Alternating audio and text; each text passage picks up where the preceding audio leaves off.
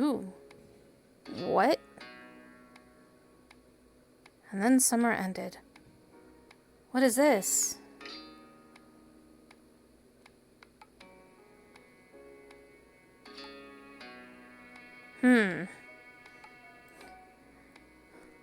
Hold on. What the fuck is this?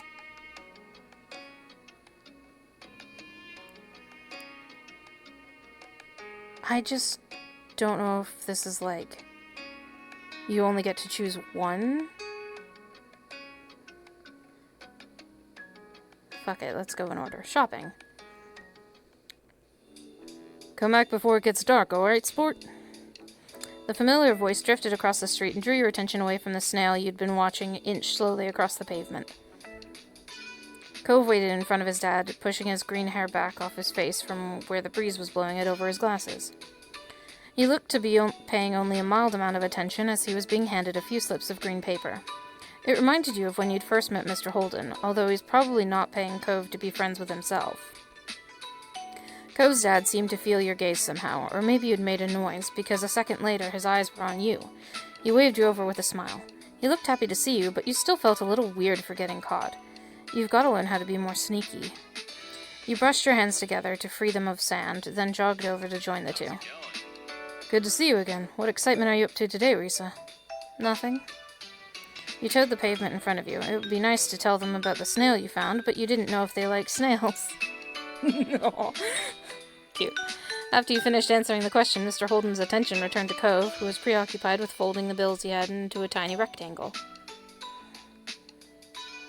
Sounds fun. It does? You weren't sure about that. You know, Cove was about to hit the stores by the beach. Why don't you go with him? You shrugged. Cove was in the process of making a similar motion. You didn't have anything else to do, and you hadn't been to the store in a few days. Maybe there was something new to look at. Maybe. Is that okay? I guess. I was going by myself, but I guess it is. You don't have to. Great. I'm sure you guys will have loads of fun. Mr. Holden reached into his pocket and pulled out a leather wallet filled with money. You found it odd, since your mom's only ever seemed to have cards in there. Here. He leaned in to pass a crisp 10 to Cove, giving him a wink and a whisper. Get something for your friend, too. Sure. That's my point. Oh, well. Cove's dad ruffled his son's hair as he was straightening back up, the bill in his hand still held out towards the green-haired boy. Take care. Cove accepted the bill after a second and slipped it into his pocket. Then, with one last nod to his dad, he turned and started walking. You followed after him, intrigued at the possibilities this outing might bring. Cove strayed toward the gentle tide creeping up the sand, and you fell into place beside him. It was a nice day, the sun was shining, and there weren't many clouds in the sky, though the wind coming off the ocean kept it from being too hot. You took in a deep breath, enjoying the scent of salt and ocean air. When you looked at Cove, he was dragging his feet through the sand a little, and you slowed down to wait for him. His eyes searched the ground intently. Are you looking for shells? Snails? Shells? What is it? You didn't feel the need to ask why. I'm still social anxious. Social anxiety. Searching the sand in front of you as you walked, you kept an eye out for any cool shells you might find that you could add to your collection. The comforting sound of the waves filled the silence with pleasant white noise, and you played a little game with yourself as you walked along, getting as close to the water as possible without getting wet. It resulted in you having to run up the sand quickly when a wave rushed in more than a few times, and although Cove threw a few glances your way, he didn't say a word. You didn't either. What did you want to go to the shops for? What do you usually do on the beach? Fuck it. Silence. You seemed altogether too interested in the floor to pay attention. You decided to watch the waves as they inched closer and closer to your feet instead. Oh. Abruptly, Cove stopped, then moved briskly ahead a few steps. What is it? Without a word, he bent down, picked something up half buried in the sand. You hurried nearer, curiously glancing over his shoulder. It was a shell, lightly pink at the bottom and bleached white at the top. Wow, so you found what you were looking for? Cove got back up, turning his find over in his hands, before unbuttoning one of the many pockets in his pants and sliding it inside. I pick up anything that's kind of cool. This is what I got this time. So... What about you? What do you do out here? I don't come to the beach a lot. I like swimming. I like looking at fish. I like to build sandcastles. Nothing. I don't like the beach. I don't like anything. I want to go home. What? I didn't think nothing would equate to, I don't like the beach. Cove looked taken aback by your declaration, wrinkling his nose as he stared at you in confusion. The beach must matter a lot to him, but that makes sense. His name is Cove, after all. Once you reached the shopping area, the noise level grew exponentially. No longer just waves and footsteps, but the chatter of people enjoying the lovely summer day and the call of birds trying to find bits of food left behind, and lots of salespeople trying to get attention. You sniffed the air as you walked beside Cove. You could still smell the ocean, but there were other scents now too. Pizza, pretzels, hot donuts. It's alright. There was a lot going on, but it beat staying at home and doing nothing all day. You were sure that you and Cove could find something to fill the day if you looked around a bit. Cove was glancing from one side of the street to the other with a look in his aquarium eyes. Aquamarine eyes. Goodness. That you couldn't quite work out. What's that? Cove pointed to a large crowd of people gathered near a few tables with large colorful umbrellas blooming in their middles. From their middles. It's a weird way to describe that kind of table. You couldn't see past the adults who were blocking the way, but you knew there must be something worth seeing. Without another word, the two of you hurried over to see what all the commotion was about. Amazing Alexander.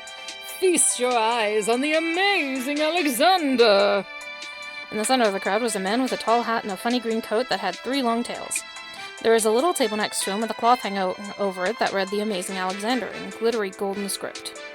Why tell people his name if it's already on the sign? Cove hummed with understanding, then turned to walk away, just as the Amazing Alexander began shuffling a deck of cards. You bit your lip, reluctantly starting to follow after Cove again. You continued looking over your shoulder, however, wanting to see as much as you could before you got too far away. Hey. Not watching where you were going proved a bad idea as you bumped right into Cove. Oh, sorry. Did you want to stay or something? If that's okay. He briefly lifted his arms up off his sides before turning them into place. Can you just say he shrugged? What is... You could have said so. With that, it began. The magic man pulled one card out of the deck, showing it to the curious onlookers. It was a 4 of diamonds. Watch closely. You did, squeezing through a few of the adults onlookers to get a better view. Suddenly, the man snapped his fingers and the card just disappeared. Whoa! Cove was unimpressed. The Amazing Alexander, who had earned his title, turned his head, looked directly at you. He reached out with a kind smile. What's this behind your ear? You backed away. It wasn't enough to deter him, and the crowd of people gathered behind you made it impossible to move any further. He smelled like popcorn and candy when he stepped closer, and you swallowed anxiously. You felt a tug, and then he pulled the 4 of diamonds out from behind your ear. What? You knew that it couldn't really have come from your ear, but you still didn't get how he'd done it. There was a light applause from the crowd, and the man gave a deep bow. This is for you. The magician plucked a pair of balloons from a clump of them tied down to his table. Both were in the shape of a dolphin instead of being a normal circle. And one for your friend. Thank you for being my assistant. Wow. Now you were really grateful he chose you. After that, he went to someone else in the crowd. Pick a card, any card. My uncle does that every time he visits. Not the balloons, the stuff with the cards. Cove spoke plainly while reaching over to take the dolphin that had been designated for him. Maybe it wasn't so special. Cove was just ruining the fun. At least you had a fun time. You wondered if Cove's whole family was magic. At least you had a fun time. You saw the magic trick and you got a great balloon. That was more than enough to make it a worthwhile event. You thought that if you could find a card to practice with, maybe you could make it disappear too. The crowd started to clear some, and you noticed to the side there was a whole rack of brightly colored kaleidoscopes on this display. You picked up a kaleidoscope, you picked up a Rubik's Cube, you picked up a magic 8-ball. You walked past the toys.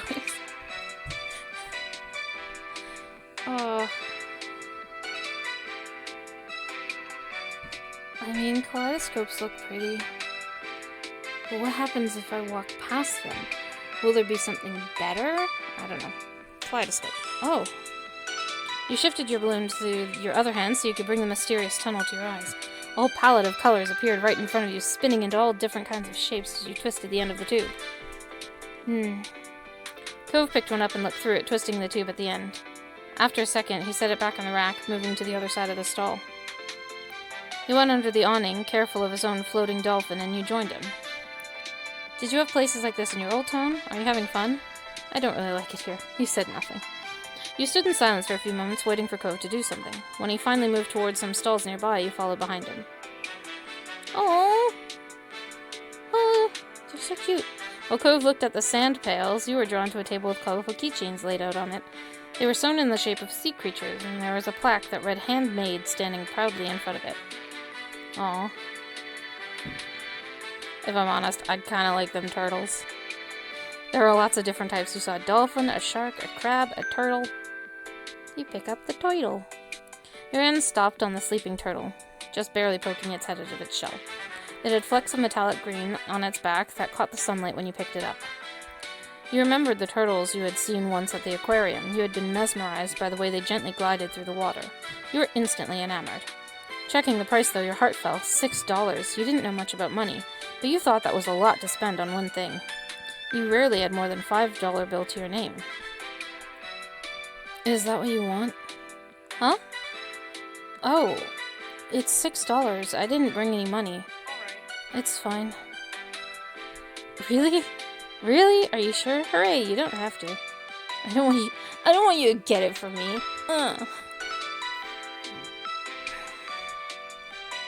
Are you sure? Cove took the keychain from your hands, and that was that. He was holding a small yellow bucket for himself, too.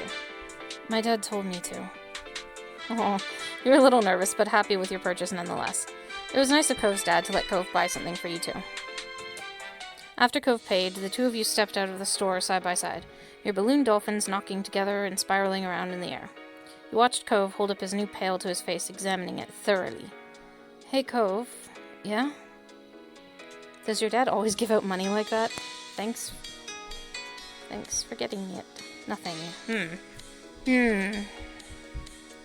Nothing. Okay. Cove looked further down the street, where different food carts were lined up. He rested his non-cast arm over his stomach, just as he did, yours let out a light growl. You hadn't eaten since breakfast, and after all this wandering around, you were definitely ready for some lunch. Let's get some food. Yeah. You two wandered around a short while, looking at all the delicacies that were available. Everything looked delicious, and as the different smells, both sweet and salty, wafted over to you, your stomach growled even louder. After passing up hot dogs, snow cones, ice cream, and pizza, you both agreed on pretzels. Cove got something sweet and cinnamony, and you, pretzels.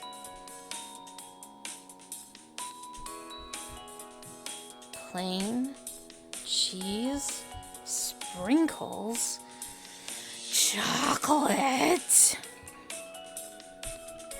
What'd it say? It said sweet and cinnamony? I mean, I guess that sounds good. Yeah, sure. You licked your lips hungrily as the vendor handed you your pretzel over, ready to take a big bite. Your moms didn't like you to eat too much sugar, but this was a special occasion. A little cup of icing looked too delicious to pass on. You found an empty table close enough to the beach that the grit of the sand made terrible noises when you dragged the chairs out to sit down. These balloons are going to make it hard to eat. Cove placed his bucket on the table as he stared at his still balled up hand that was wrapped around the string.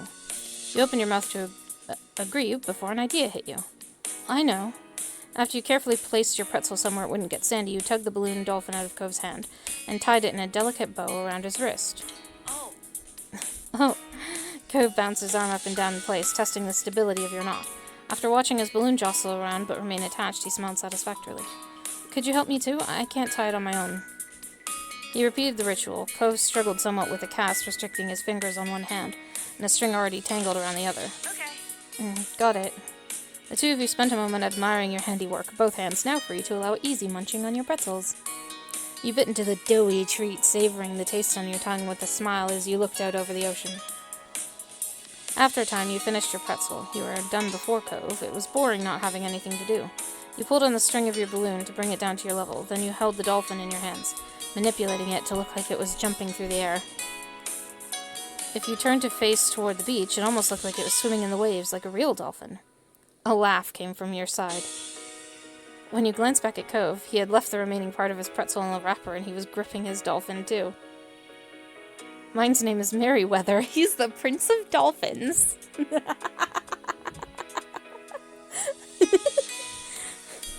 Yes, Merryweather. Mine's name is Splash. They star in movies. Mine's name is Cherry. She's actually an alien. Fun. Mine's name is Sam. They're just a regular dolphin.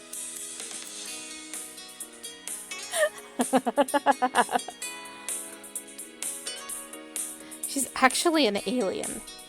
When no one is looking, she transforms back into her true alien self. She has purple skin and 10 eyes. You sighed, wishing you could meet a real-life alien. What's yours? Cove considered this question, placing the balloon against the table and resting his free arm across it in contemplation. It's... With a loud pop, the dolphin exploded into ribbons. Oh no! Oh no. For a second, all Cove did was gape in shock like you. Then his cheeks puffed up, squinting his eyes. You saw tears start to glisten. You made a joke. You offered to find Alexander. You offered to give Cove your balloon. You didn't say anything. He'd be alright. You could have my balloon instead if you want. Cove looked over at you, frowning. I don't want yours. Oh. You felt bad for Cove, but were secretly glad. You really liked the little dolphin and weren't too eager to give it up. Cove spent the rest of the outing sniffling and didn't say much. The passing of Cove's balloon was the last major event of your adventure. In the end, the two of you headed back late that afternoon. You separated on the beach while Cove went straight home. With his brand new sand pail in hand, you decided to sit for a while. You watched the waves in the sunset, fiddling with your new keychain. Another summer day was drawing to a close. It had been nice for the most part. Hopefully there wouldn't be any tears this next time. Oh. Safe.